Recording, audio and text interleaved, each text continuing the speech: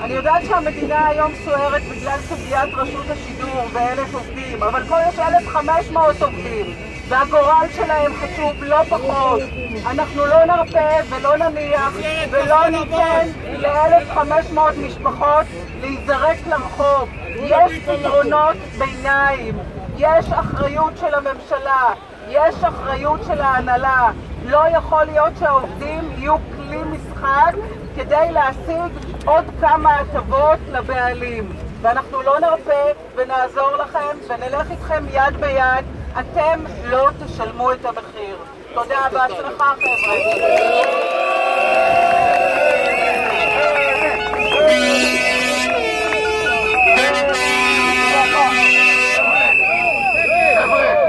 קודם כל, בוקר טוב לכולם. אני קודם כל רוצה להודות, באמת, זאת הייתה הפתעה לחברת הכנסת שלי יחימוביץ', יושב ראש המרחב, ארמון גפני שנמצא איתנו פה, ראש עיריית ערד, ניסן בן חמו שנמצא איתנו פה, סגן ראש העיר אריאל אלוש, לכל חברי מועצת העיר בשני המקומות, גם מערד וגם מדימונה, וכמובן לאחרון חביב שהתחברתי אליו, יהודה פרץ, היושב ראש שלכם. בוא יהודה, בוא,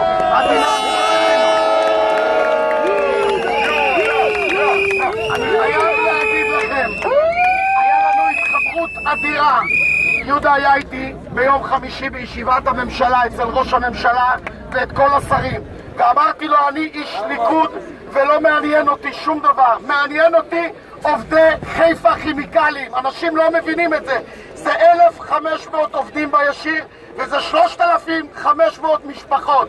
כמו שעזרנו לעובדי כימיקלים לישראל, אני אומר לכם, אנחנו נעזור גם לחיפה כימיקלים. אנחנו נשבית לא רק את דימונה, אנחנו נשבית את הנגב ונגיע גם לירושלים.